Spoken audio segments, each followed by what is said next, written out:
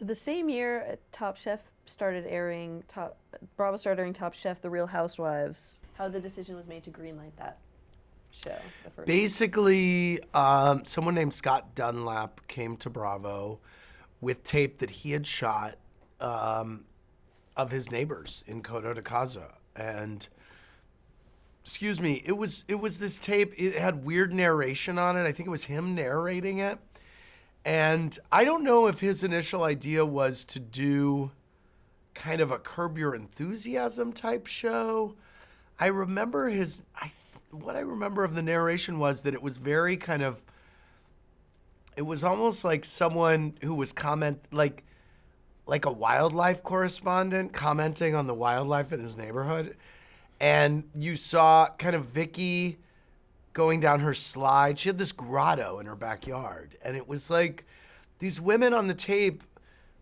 Their hair was blonder, their boobs were bigger, their kids were hotter than anything you had seen, and they were really wealthy, and they lived in this huge gated community.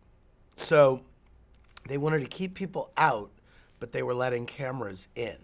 So that was one of the first of many juxtapositions of the world of the Real Housewives.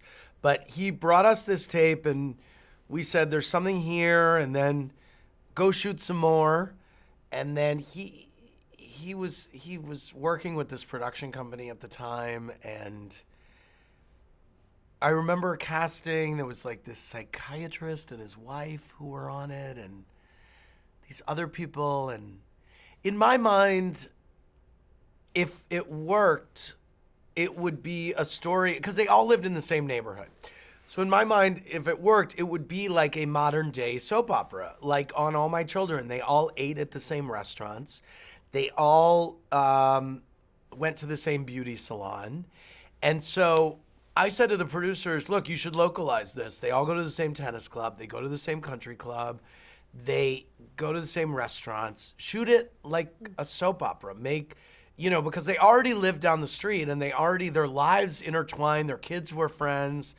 And so what happened is they were shooting and basically everything they brought back, they then were cutting the shows, and it was just, they kind of didn't have what they said that they had shot, and it was not good. And Sherry Levine, who worked for me at the time, who was supervising the show, who really should be getting the majority of the credit for creating the Real Housewives, because she really was there in the trenches for Orange County at the beginning, and has continued and still is to this day on all of them except New York.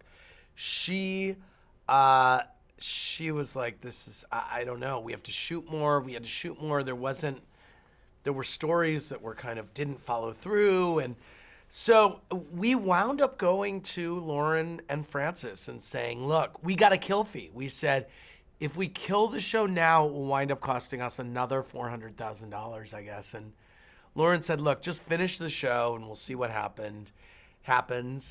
And we finished it. And I remember it was going to be called The Real Housewives. The Real Housewives, because Desperate Housewives was really big. So these were the Real Housewives, and it was our answer to the Desperate Housewives. And I remember Jason Klarman, who ran marketing at Bravo then, I think it was his idea to have them all holding oranges, because in Desperate Housewives, they all held apples, I believe. So, and there was some threat from ABC of a lawsuit because of the fruit. And I remember Lauren sending an email saying, you can't copyright fruit. That's ridiculous. We're doing this. And so that's how that happened. And then I remember towards the end of, near the time it was going to premiere, Lauren slapped "of Orange County" into the title.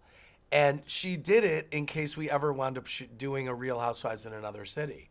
And I remember saying to Sherry Levine, that is the dumbest title I've ever heard in my life. Like, The Real Housewives of Orange County? What does that even mean? I just thought it was ridiculous. So that was one of many times where I'm the guy who thought Battle of the Network Reality Stars was going to be a hit. So, what do I know? But it was towards the end of the first season, it really started picking up. And I remember Entertainment Weekly kind of writing a good review towards the end, writing a blurb about it. And Tom Shales reviewed the show, and he said, this is he said, if this show were put in a time capsule, someday someone would take it out and say, wow, this is a look at how this certain group of women, nouveau riche women in a certain community lived at a certain time in our world. And so, I always viewed it as kind of sociology or anthropology of the rich or sociology of the rich. It's also a real kind of lesson on human behavior. It's like how not to behave, how to behave, friendships, marriages, and how to communicate, how not to communicate. But it really is all about behavior, and it's relatable in a really weird way. It's totally unrelatable. There are people on there who people find horrible. There are people on there who people find funny, who people find empathetic, who people want to laugh at, who people want to laugh with, who people hate, who people love to hate. And guess what? That's like every soap opera on TV. It's exactly, the same model. Mm-hmm. Talk about the production of the show, about how much you actually shoot and how much producing there's actually going on. We shoot a lot. I mean, look, the women are not being shot 24 hours a day. It's not like the real world. We know, look, we're going to shoot, Vicky and Tamra are having lunch today. So they may have a 90-minute lunch, and what could wind up on the air is 4 minutes. So that's 90 minutes, 3 cameras. That is whatever, of footage, 280 hours. I'm terrible at math. 3 times 9 is 28. We'll let someone else 27. 270 hours. Okay. See, I got into TV because I'm terrible at math. And I mean, what were some of the challenges of having non-actors and non-stars? Do they change? That would be 27 hours. It wouldn't be Okay. 270 hours. 7 hours. What is the math that I'm doing here? I don't 90 know. What are you minutes. trying to say, No, 90? that would be 270 minutes of tape. But that would be 3 different cameras from one angle. This is embarrassing. I hope you cut this out. Sure. This is very embarrassing. But in terms of like, I know how to produce television, though. and That's you look what I great can do. doing it. So Whatever. you know. That's what I know how to do. And I can be on TV. I do not know how to do math. I don't. I don't care, by the way. I really don't. Clearly, you didn't need to. So Whatever. Lessons for kids. Right. So having non-actors, I mean, did you find that especially initially they would change their demeanor or kind of ham it up Well, more what for the happened camera? is, look, we've gone through, I mean, how much time do you have? But everyone winds up changing their appearance from season 1 to season 2. They lose a little weight. The makeup gets better. And certainly, more than anywhere in the New York Housewives, Jill Zarin, I remember from season to season, really refining her look, but also trying to change her behavior based on how she thought viewers wanted her to behave or how she thought that she didn't behave right or did. So I feel like with Jill, we were getting further away from who she really was because she was modifying her behavior. And that's emblematic of so many people who see themselves on TV. But, truly, it's more about appearance. I mean, there have been times when a season will end and someone is really hated and they'll say to themselves, God, I have to get my act together. But the truth is, when someone's really acting for the camera, we wind up cutting around it. It just doesn't work. It really doesn't work. Is that one of the reasons she didn't come back? Jill? We just, at the end of that season, that was season 4, it felt like it was time for a big shakeup. her popularity had really gone down, and it seemed like that season a lot of the women were performing for the cameras, and we felt like we gotta freshen this up again. And how was Bethany, who wasn't actually a housewife, cast? And talk about how she kind of broke out. Of that Well, season we've had Joe was not a Sure. housewife in season 1 of Orange County, so we always had someone who wasn't, not always, but we wound up doing New York, and it was called Manhattan Moms at first, and then I remember seeing the casting, and then I was really a big advocate for, oh my God, we should call this The Real Housewives of New York. I was so excited when I realized, wow, Lauren was right. We can now do this in New York, and we have the casting, and this is amazing. And Bethany was someone who wanted to be a housewife, just like Joe De La Rosa in season 1 of Orange County. And she was living in an apartment, and I originally didn't want to cast her. She had been on The Apprentice, Martha Stewart version, and I thought it was losery to have someone who had already been on a reality show on our reality show. But I'm certainly so glad we did. She wound up being the backbone of that show. She was very funny. In every city of The Real Housewives, we have chosen someone in the first couple seasons to kind of be the narrator of the show. In Orange County, it was probably Vicky. It could have been Gina. I mean, they kind of all were, actually. In New York, it was definitely Bethany. In Atlanta, it was definitely Nene. In Jersey, it was Caroline Manzo. In Beverly Hills, it was Lisa Vanderpump. So that was, but Bethany was very crucial to New York. She wound up falling in love around the time that we were already talking to her about doing a spinoff and leaving the show. So that worked out perfectly because and then she got pregnant. So it was built-in story. Excuse me. It was built-in story, and it was happening as her relationship with Joe was completely combusting. Right. So it was just kind of this perfect storm for Bethany, I guess. Talk about the term Bravo celebrities and some Bravo of these breaking celebrity, stars. I feel that I made that term up. I was writing a blog on the Bravo website. I was emailing Lauren Zalaznick very dishy reports from the set of Battle of the Network reality stars. And she said, wow, this is really funny. You should be the only TV executive that writes a daily blog on Bravo on our website. So I did. I started writing one on BravoTV.com, and I wrote about the show that went on the night before. I wrote about Project Runway, and I would say, look, I was there for the elimination, and this is what happened that you didn't see. So it was a way to talk back to the viewers, and it was the first kind of direct communication, I think, between a network and their viewers from the programming head. And sometimes I said the wrong thing, and sometimes I revealed too much, and it was a real learning experience for me. And I was also writing about what I did the night before. And in one of my blogs, I think I was writing about some event, and I said, oh, it was full of Bravo celebrities. And I love combining words, and that's how they came about. Bravo celebrities are celebrities who are on Bravo, and they really are, their own kind of breed. Because of that blog, Lauren wound up, she wanted to do a lot. She was really into building the Bravo website.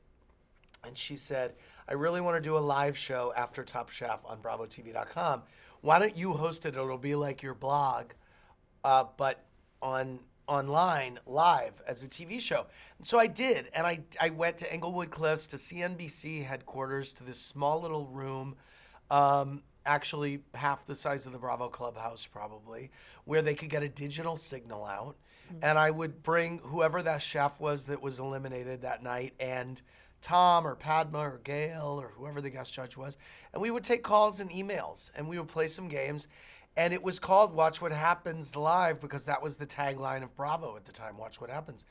And then I did it for Project Runway, and that show became the template for Watch What Happens Live. And I wound up I wound up getting my first reunion show gig out of hosting the online show. We needed someone to host the season 2 Orange County reunion, and Lauren said, "You know what? You're doing this show on BravoTV.com. You could do it. It'll be the first show to go from the web to TV, and we'll make these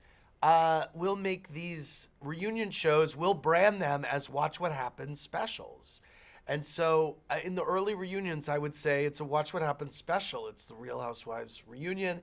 And it was all kind of going back to the little web show. Mm-hmm. And so it's a weird thing that blog is what really, created my TV persona. Talk about how you use social media and what impact you think the Twitter feeds and the blogs had on the success of the franchise too, and then your own identifying persona being the face of the network. Yeah, my persona really became about because of my blog, because of Andy's blog, it was called. And I was getting interviewed on CNN and the Today Show about TV and about, not just about Bravo, but about TV. And I loved it because it was a way for me to get in front of the camera and get experience being on live TV and being a pundit of pop culture. Bravo would pitch me out as their pop culture pundit. And Lauren knew that I loved it, and she thought it was good for Bravo. And so then when Michael Davies came to Bravo, the producer Michael Davies, he saw me on a Flipping Out reunion show and thought I was really good. And he said, this guy could do this on TV. So he came to Bravo and said, I have this little studio in my production company. I could do Andy's online show on TV. Are you interested? And they came to me and said, are you interested? And I said, yes. And they put it on at midnight for 12 weeks, and it did pretty good, and they picked it up for some more. Then it moved to 11, then it went twice a week, and then it went 5 nights a week. But that's not the question you asked me. The question you asked me is about social media. The reason I answered in that long way is when I got the talk show, Watch What Happens Live, that was when I went on Twitter. I didn't want to go on Twitter beforehand. I thought, I'm already sharing so much. I write a daily blog. Why do I need to tweet? And Bravo, the folks at Bravo said, look, everyone who has a talk show has a Twitter. So I signed up for the name Bravo Andy. And that's how I became Bravo Andy, really. And that really kind of became my nickname. And I was tweeting about the show. I was tweeting about the Housewives. And people really started tweeting me about every Bravo show. And they still do, even though I'm not in charge of programming anymore. Mm-hmm. But that became a really easy, quick, the blog first, the comments under the blog, and then my Twitter feed really became a very fast focus group for me where I could see what was working and what wasn't.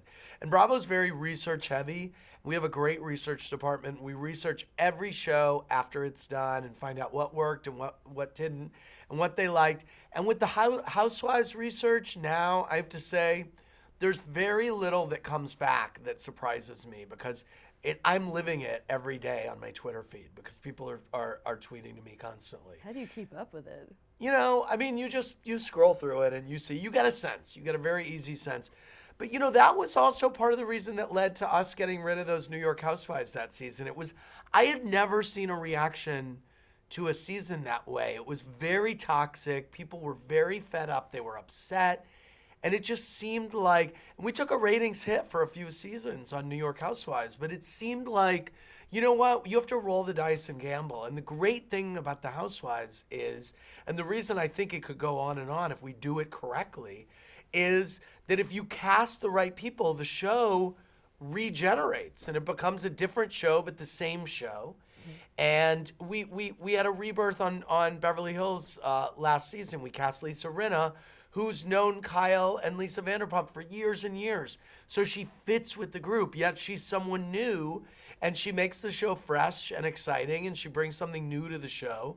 So we've had these crossroad moments in different Housewives cities, and they're very they're forks in the road. And sometimes we cast the wrong people, and we learn.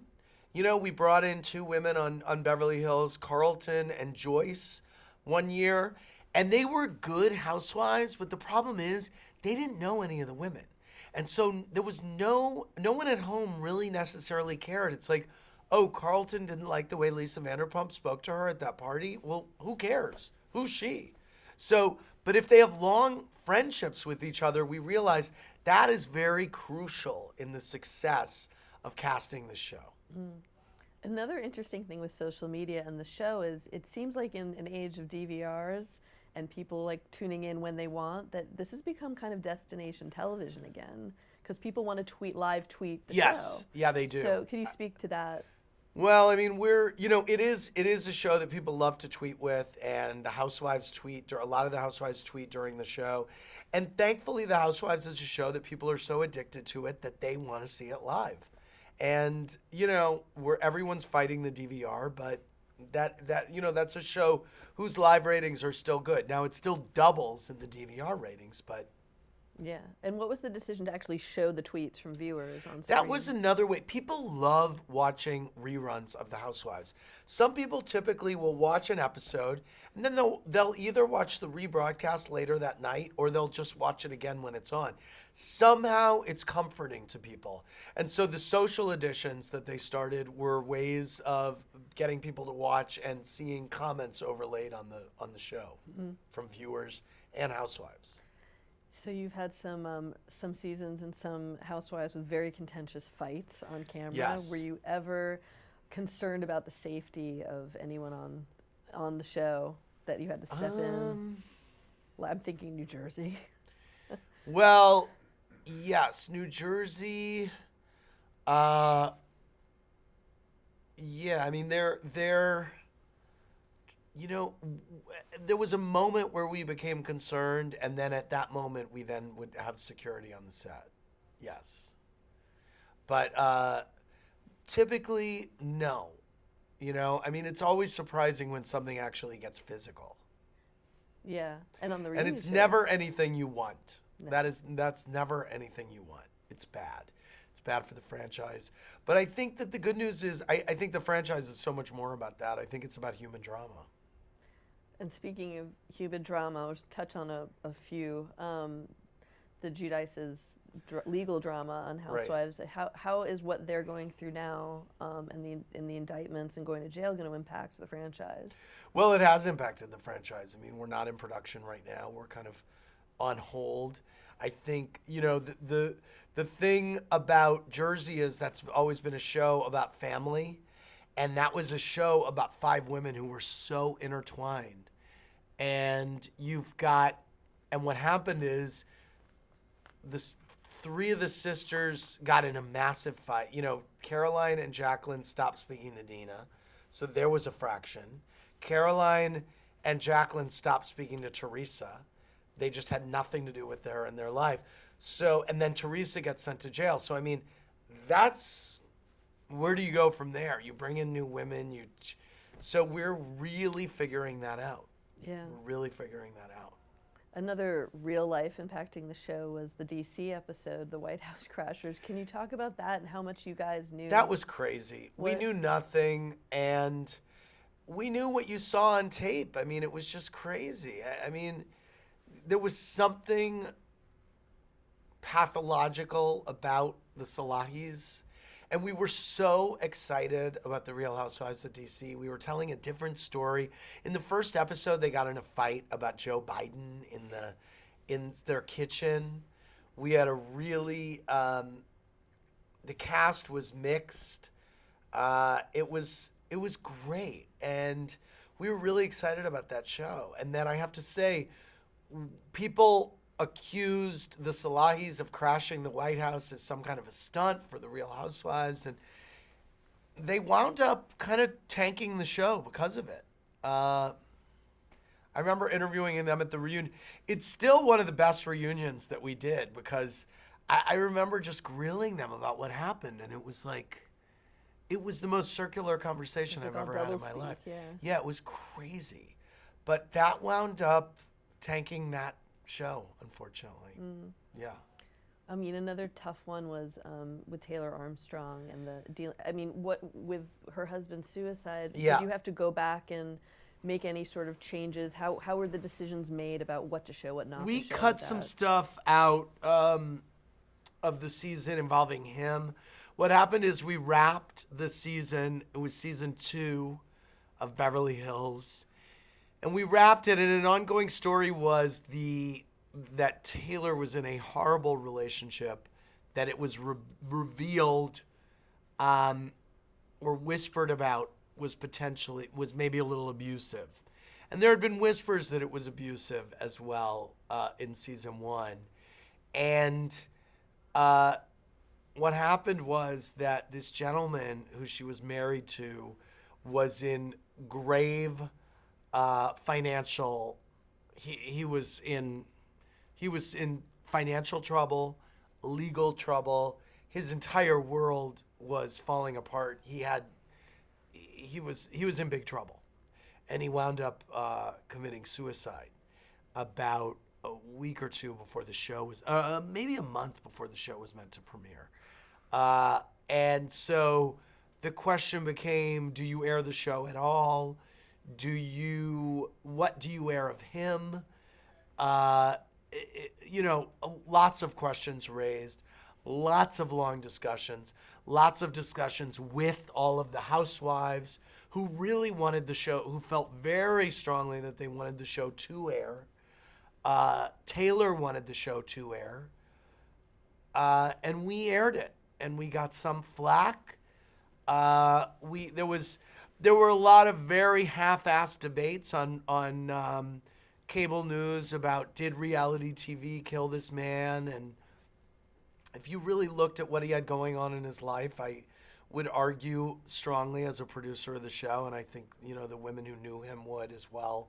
That answer was no, and that was also, I think, one of the reasons that we all felt so strongly that we should air this. This was actually, one thing about life is that it's not, there can be a pretty package, but it's what goes on inside it is not always pretty. And that's certainly what we found there, and we found it countless times. Mm-hmm. Yeah, I mean, it's like one of the world's longest running documentaries, really. Yes. Yeah. So the reunion shows, talk about how those came about, and why is it that they become so contentious, do you think? Why Well, do you think the that? reunion shows, they started very kind of sweet and this is all nice. And then what happened, the first time they became really contentious, I think, was in Atlanta on their first reunion. And why it became contentious, and I think it wound up the others wound up continuing on that front, was, look, the setup for these reunion shows is we are going to confront all of the issues that you lived on the show. And not only that, these women now they've now heard everything that their friends have said behind their back. Look, the forum is that they're confronting the past. So in that first season with Nene and Kim, Nene called me. We had never met. And she called me, and it wasn't a given that Bravo would do a reunion show after every season at that point. It was like, are the ratings good enough? Will the viewers want it? Whatever. She called me at work and said, this is Nene Leakes. I remember she left me a long message. It was very funny. And she was begging for a reunion show. She said, I am so mad at Kim, and there's so much I want to say to her, and I want to tell her. Now, I had no idea that she would be as fired up as she was, and that she would really get in Kim's face. I was so uncomfortable, and it wound up being, I remember, like 3 million people saw that reunion. I remember it aired over Thanksgiving weekend, and I got an email from Jeff Zucker saying, wow, congratulations. And I was like, wow. Why does it strike a chord? Why do you think it's risen to the level of that it's being parodied on SNL and that everyone knows this franchise now? Why do you think it is a churn of water cooler moments. And it's funny, if it wasn't real, then I don't think it would have the legs that it has, and I don't think people would be talking. But also, it is so ridiculous. It's absurd. It's also theater of the absurd. So it's so easy to make fun of. And I hosted this sketch on SNL, on the Women of SNL, reuniting 8 women from the great, oh no, it was 8, 9, 10, 11 women from some of the greatest comedians in SNL history, each kind of lampooning a different Real Housewives trope. And it was incredible, and it was incredibly gratifying to me. I felt like I had made it at that point. But at this point, they've been parodied on every show, and it's really part of the zeitgeist. Yeah. And I'm proud of it. I love this show, and I'm really proud of it, and I stand behind it. And anyone who says, "Oh, it's the downfall of civilization" or this and that, you know what? It is sociology, and a lot of really smart people watch it, and they love to talk about it. And people come up to me all the time and apologize and say, "I'm so embarrassed to say this, but I'm a lawyer and I watch," and husbands watch with their wives. I think you start watching for one reason and then you get sucked in and you like it for a totally different reason. What do you think its legacy will be in the course of reality shows and I television? think its legacy will be as not only a time capsule of how a certain group of rich women lived in different cities in America and behaved, but also as the reality soap opera of the 2000s. I mean, this is for women. This is it. This is an adult soap opera for women. Speaking of soap operas, I really quickly want to make sure we get in a Susan Lucci shout out. There was a part in your book where you mentioned having her on this show and that you felt in a way guilty that maybe the housewives have replaced the need for soap operas. Well, the real story is that I interviewed Susan Lucci when I was in college. She was my first celebrity interview. I was either going to interview Sam Donaldson or Susan Lucci. I wanted, for an assignment, a news writing and reporting assignment, wrote to Lucci's publicist and wound up flying to New York and having lunch with her. I still have all the audio tapes. It's amazing. Years later, she came on Watch What Happens Live, which was a total full circle moment in a career of full circle moments for me. She came on, and I really watched all my children become this huge thing to nothing, a web show. They wound up doing All My Children on the web, and it was sad. And I thought, wow. And I said to her, "Do you blame reality TV for killing the soap opera?" She said, "No." And it's a confluence of things. It's cable, it's the world we live in, but I think reality was part of it. And the truth is, soap operas were really already on their way out by the time the Housewives appeared. Mm-hmm. Quickly, let's talk about the set we're on right now. This is the Watch What Happens Live set. Are there any particular celebrity tchotchkes you want to mention or call out? Or Well, no, I want to talk about my show. Yes. And say we're the only live show in late night. It started as this Housewives after show, once a week at midnight. We moved to 11, and we really stayed a Housewives after show, but I wanted to prove to the world that this show could also be a viable format with real celebrities. So I twisted my friends' arms, and I got Jerry Seinfeld and Sarah Jessica Parker and Liam Neeson, among others, to come on. And they came on, and it was really cool, and people took notice and said, "Why are these really famous people on this stupid show?" And so we wound up making a case after 2.5 years to Bravo to strip us and make us a real late night show. And so we're still sometimes a Housewives companion show and a real honest to goodnight late night show. We're the only live show in late night.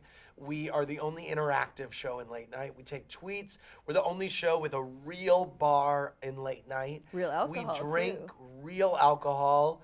The concept of the show is I'm inviting you into my den at 11 o'clock at night. And if I invited you into my den at 11 o'clock at night, the first thing I would do would be offer you a drink. Mm-hmm. And then I would want to play games with you, and I would want to ply you for gossip and information. And that's what I do with the celebrities on my show. And I think in a galaxy of shows that are so polished, and there are so many pre-interviews, and you go on a show and they're like, "Oh, Dave loved the story where you said this, and don't forget to hit this point, and then he's going to ask you about this, and don't forget to say this," and you go on and you're so nervous and you're like, "I'm not a comedian, I want to hit these points, whatever." This show, we don't pre-interview our guests. Every moment is spontaneous. We've had a lot of crazy moments. We've had people get drunk. We've had people swear. We had the fire alarm go off. We've had endless mishaps. And that's what makes this show great. And I think that the authenticity of this environment and the liveness of it is not only what makes it a success, but makes people like Oprah and Cher and Meryl Streep and Lady Gaga and all this want to come be a part of it because it's different. It's refreshing to go on a show that's not so canned and forced and set up. And that is in terms of some things that I'm proudest of in my career in TV. Bringing this and seeing other shows ripping us off, which pisses you off initially, but then you wind up saying, all right, guess what? If Good Morning America rips us off every day, I guess we're doing something right. Yeah. And I'm talk about the live factor. I mean, just last night I watched, and I thought that you handled that really well with Dionne Warwick, which That was a was difficult. crazy. The timing of that with Bobby Christina's passing. That was, and I said after the show, wow, well, that was a classic Watch What Happens Live moment. I mean, it's like, it was crazy. Dionne Warwick was booked on the show. 90 minutes before the show, we find out Bobby Christina Brown has died. She honored her commitment to stay on the show. And so the beginning of the show became really serious. I was the one that broke it to 2 million people who had been watching The Real Housewives of Orange County one night that Osama bin Laden had been killed. I remember. It happened Obama went on at like 10 minutes to 11. And people who were watching Orange County didn't know. It was this huge. And I said, wow, well, I'm a broadcaster. It's my responsibility. We're live. And I said, look, you're never going to forget where you heard this. And you are probably going to change the channel, but I want you to know that this has happened. And it was weird because everyone in the audience clapped. And I thought, wow, they're clapping for us killing. It was just a weird reaction to me at the time. But of course, I understood it. But it was very odd. And I looked at the minute-by-minute ratings the next day, and it was like from 1.5 million to that. I mean, it was really interesting. Yeah. What are some of the highlights of the show for you besides the ones you've mentioned already? So many. Joan Rivers was someone who I talk about full circle moments, but I really did used to wait up late. I used to stay up late to watch her on Carson. And when I was at Bravo and I was hosting the online show, they developed a show that was going to be a gay version of The View called Straight Talk with Joan Rivers, and it was Joan Rivers and 4 gay guys, and it was me, Billy Eichner, Joan Rivers, and a couple other guys, and she and I were going to and I never forgot how kind she was to me then. And she came on in the early days of Watch What Happens Live. I remember there was a terrible snowstorm, and she showed up at midnight in a terrible snowstorm because she had made the commitment to me, and that meant so much to me. And she was on about a month before she passed away, and every time she was on, it just moved me greatly to be sitting here against her, next to her. Setting her up for jokes was one of the great joys. Jimmy Fallon was a big early supporter of this show, and we did a New Year's Eve show once that was live 2 hours. It was a nightmare. It was like landing a tin can in a hurricane. Everything that could go wrong went wrong. And it was 2.5 hours of live television, or 2 hours of live television. And I remember Jimmy texting me saying, we're watching at home. And I couldn't believe Jimmy Fallon was watching. It meant the world. And when we went 5 nights a week, he made me this ski with 3 shot glasses on it. And he brought it on that week. And it was a Wednesday night. And I said, wow, well, from here on out, every Wednesday night shall be Jimmy Fallon shot ski night. And so no matter who the guests are, we do a shot. And it's really fun. What do you think your biggest contribution to Bravo has been? Wow, my biggest contribution to Bravo. I think it's been a ringleader in every sense of the word. I think I've managed all of these personalities on all these different shows, both in front of and behind the camera. and just kind of help them navigate, help Bravo navigate. Been a cheerleader on TV, been a cheerleader off TV, and just kind of I just wound up being kind of the guy in front of it all, you know. I think this weirdly we backed into sort of this show being it became a great it became a great way to kind of promote our own product, and so that's how it started, as a promotional kind of vehicle to keep talking about Bravo shows and keep highlighting Bravo celebrities, and then it became so much more than that. And I think that I certainly, you know, just what I said, cheerleader in front of and behind, and in the office too. So you were actually named in 2010, the TV Guide's one of the 25 most influential people on television. Right. What do you think your contribution to television has been? I think my contribution to television has been, as a producer, I think I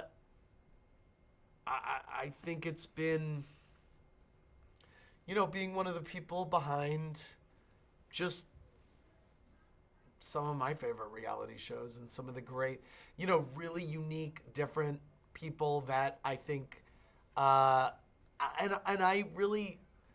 I think all these shows have been really quality shows. I'm proud of all of them. I really am. And so I'm terrible at summing this up, but I just think I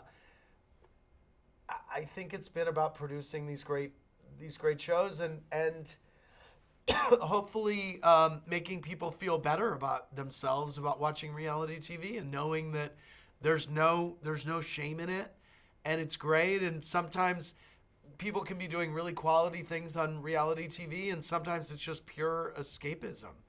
And as a host, I hope that my legacy has been bringing a real sense of genuine fun and excitement and enthusiasm and celebration of people and pop culture to a completely unique, uncensored, spontaneous environment.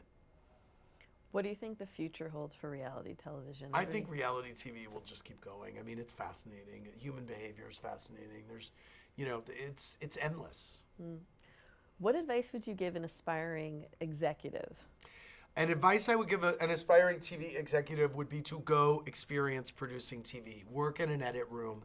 Go in the field. Shoot. Go back. Cut. Every assistant I've had who said, I want to be in development or I want to be in production, I say, good. And at some point, I send them off to go work behind the scenes, because there's no point in working for a channel if you can't back up what you're doing in the field. And if you're on the phone with a producer, you know how to produce. You need to know how to produce. And so that's why I'm so grateful. I spent that 10 years at CBS News, and then, producing documentaries at Trio. I mean, it was really, all of that informed everything I'm doing now. And by the way, I am a very active executive producer of Watch What Happens Live. And what I do here, I couldn't have done this if I didn't spend 7-8 years in a live control room at CBS News. I mean, that was all this. I produced 5-minute, 4-minute segments on the morning show. When I'm sitting here and they're giving me time cues in my ear and they say 2.5 minutes, I know, wow, I have a lot of time. I have a lot I can get through. So, what about advice to an aspiring host? Advice to an aspiring host, just develop an identity, be yourself. Someone said one of the reasons Oprah is so great is that she is exactly, when the camera goes off, she's exactly herself. And so I think that's been the key to my success. I am authentically me, whether I'm in front of or behind the camera. I don't change. And so that's a very good piece of advice that I always got. Any career regrets? I don't have any career regrets. Everything that happened brought me to this place that I am now. So I'm so grateful for it. it was always my passion in television that kept me going. So we didn't really get to talk about most talkative, but my last question for you is really where you see yourself in 10 years, if there's any dream projects that you have. I want to go back to producing documentaries. I want to keep hosting in whatever format people will have me. I hosted the Miss USA pageant and Miss Universe. I had the best time. It was the dumbest show. I mean, a large percentage of idiots on that stage. I love navigating my way around idiots. I mean, it's hilarious. It's a beauty pageant. There can't be a stupider waste of 2 hours. But it was so exciting. I loved it. And I thought it was a blast. So I would love to host a game show. I definitely want to keep doing talk shows. I'm launching this radio network on Sirius. I love long form interviews.